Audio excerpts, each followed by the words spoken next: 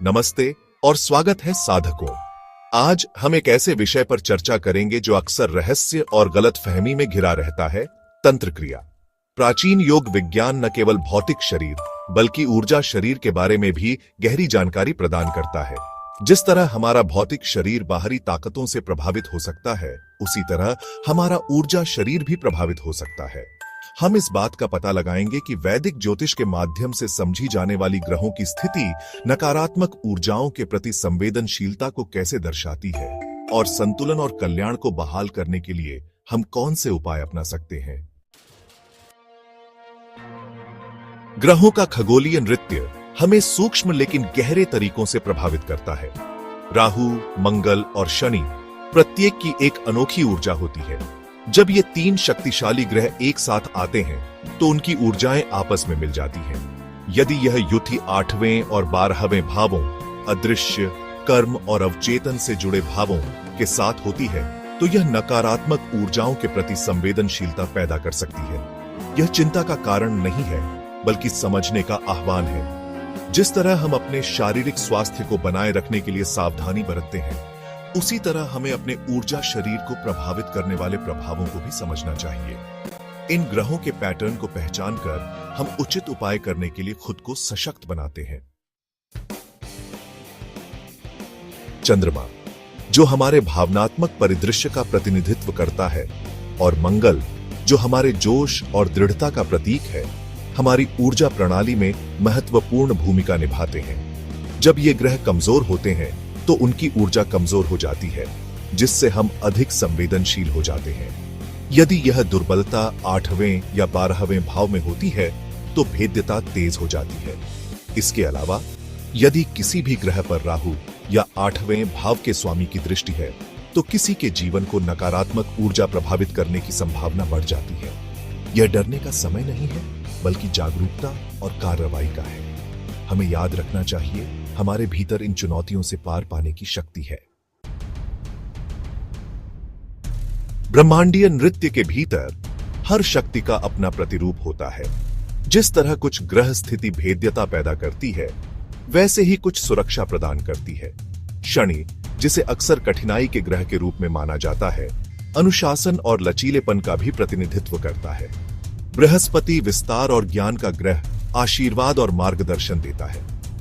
यदि शनि और बृहस्पति आपकी जन्म कुंडली में शुभ स्थान पर हैं, तो वे नकारात्मक ऊर्जाओं के खिलाफ ढाल का काम करते हैं। उनकी ताकत आपकी खुद की ताकत को सशक्त बनाती है, जिससे आप तांत्रिक क्रिया के प्रति कम संवेदनशील हो जाते हैं। याद रखें, ब्रह्मांड मनमाना नहीं है बल्कि परस्पर जुड़ी ऊर्जाओं का क्षेत्र है। जीवन चक्रों में चलता है और वैदिक ज्योतिष दशाओं की अवधारणा के माध्यम से इन चक्रों में अंतर्दृष्टि प्रदान करता है ग्रहों की अवधि, जो हमारे अनुभवों को प्रभावित करती है।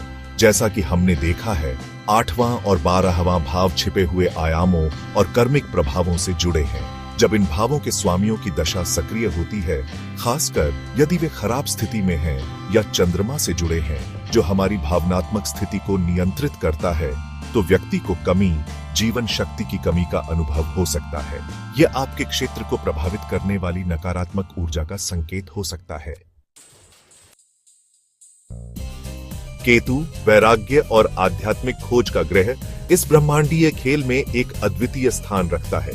यदि केतु पहले, 8वें या 12वें भाव में है, या यदि यह आपकी जन्म कुंडली में अच्छी तरह से स्थित है, तो यह वास्तव में नकारात्मक तांत्रिक प्रभावों के खिलाफ एक ढाल के रूप में काम कर सकता है। केतु की ऊर्जा आपको भौतिक क्षेत्र की सीमाओं को पार करने और उच्च शक्ति से जुड़ने की अनुमति देती है। यह केवल अंधविश्वास नहीं है बल्कि हमारे जीवन को प्रभावित करने वाली सूक्ष्म ऊर्जाओं की पहचान है। इन प्रभावों को समझकर हम उन्हें होशपूर्वक नेविगेट कर सकते हैं। हमें कैसे पता चलेगा कि हम नकारात्मक ऊर्जा से प्रभावित हो रहे हैं? हालांकि यह महत्वपूर्ण है कि जल्दबाजी में निष्कर्ष पर न पहुंचे। कुछ आवर्ती पैटर्न ध्यान देने की आवश्यकता का संकेत दे सकते हैं। यदि आप लगातार वित्तीय रुकावटों, गर्भधारण करने या गर्भधारण करने में चुनौतियों, अपने प्रयासों में ठहराव की भावना, आवर्ती स्वास्थ्य समस्याओं या अपने रिश्तों में बढ़ते संघर्ष और असामंजस्य का अनुभव करते हैं, तो ये सूक्ष्म संकेत हो सकते हैं। याद रखें, हमारे ऊर्जा शरीर लगातार हमारे आसपास की दुनिया के साथ बातचीत कर रहे हैं। जिस तरह हम अपने भौतिक शरीर के लिए स्वच्छता बनाए रखते हैं, उसी तरह हमें अपने ऊर्जा शरीर को शुद्ध और मजबूत करने वाले अभ्यासों को विकसित करना चाहिए। किसी जानकार व्यक्ति से मार्गदर्शन लें और याद रखें, ब्रह्मांड की सबसे शक्तिशाली शक्ति आपके भीतर ही निवास करती है। ब्रह्मांड एक परोपकारी शक्ति या एक द्वेषपूर्ण शक्ति नहीं है, बल्कि निरंतर प्रवाह में ऊर्जा का क्षेत्र है। हम सभी इस ब्रह्मांडीय नृत्य का हिस्सा हैं और हमें घेरने वाले प्रभावों को समझना हमें अधिक सचेत रूप से जीने का अधिकार देता है। अगर आपको संदेह है कि आप नकारात्मक ऊर्जा के प्रभावों का अनुभव कर रहे हैं, तो निराश न हो। प्राचीन यौगिक अभ्यास शुद्धि और सुरक्षा के लिए शक्तिशाली उपकरण प्रदान करते हैं। जागरूकता के साथ दिया जलाने जैसे सरल अभ्यासों से लेकर अधिक उन्नत तकनीकों तक आपके ऊर्जा क्षेत्र को शुद्ध करने और आपके आंतरिक लचीलेपन को मजबूत करने के तरीके हैं। किसी जानकार स्रोत से मार्गदर्शन लें और याद रखें, ब्रह्मांड की सबसे शक्तिशाली शक्ति आपके भीतर ही निवास करती है।